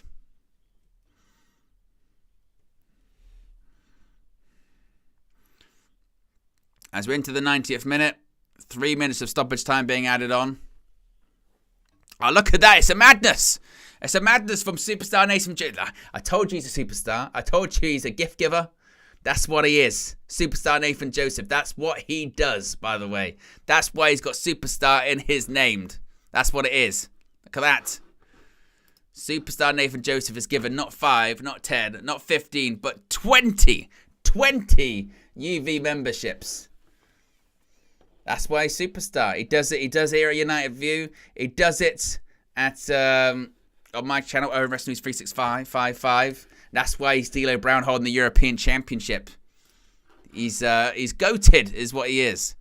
He's a huge member of the scouting staff here. I can read those people out who's been gifted the memberships.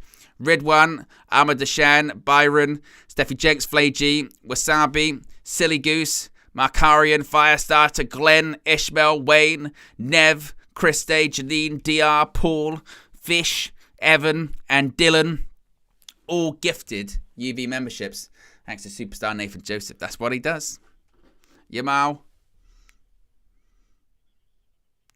Oh, and that's blocked. And look at him, that's where he is. That's why Superstar Nathan Joseph. That's what he does. That's why he's got Superstar in his name. I christened him. I think I called him Superstar Nathan Joseph after he gifted out a ton of memberships on my channel, and I went, he's no longer Nathan Joseph. He is Superstar Nathan Joseph. That's where it comes from. That's the OG. It's the originator.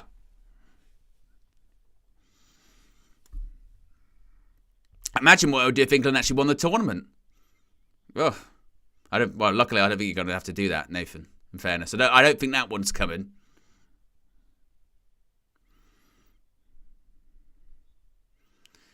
Free kick.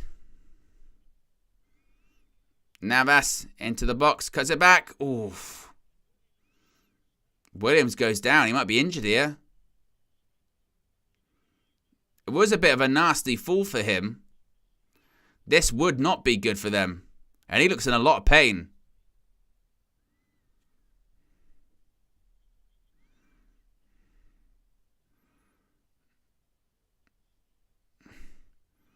So he can do like a groin or something. I think he's all right, though. If just says, I'll be there on your channel for Saturday, Owen, for Money in the Bank to give some more. Hey, well, I'll hold you to that, Superstar Nathan Joseph. Yeah, I'll hold you. Well, I won't, of course. No pressure.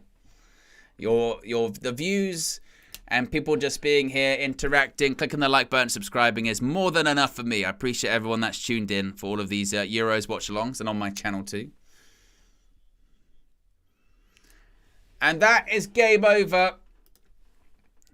Spain are into the quarterfinals of Euro 2024. They will now sets up a mega tie, a mega quarterfinal against none other than the host Germany. So what we do know after today's unbelievable events is we've got 2 quarterfinals completely set right now. Yes, we have 2 quarterfinals set completely. It is England versus Switzerland. That's taking place on Saturday the 6th of July at 5 o'clock. We now know that it's going to be Spain versus Germany. It's actually going to be the first quarterfinal on Friday the 5th of July. That's taking place at 5 o'clock too. The other 2 quarterfinals we still don't know just yet. We'll have to wait and see, but very interesting stuff indeed. Big up to everyone that's tuned in. A reminder, we'll be live tomorrow morning 9 a.m. Flex and myself will be live for the transfer view, and then more Euros content on the horizon tomorrow. Big up everyone. I'm out of here. Peace.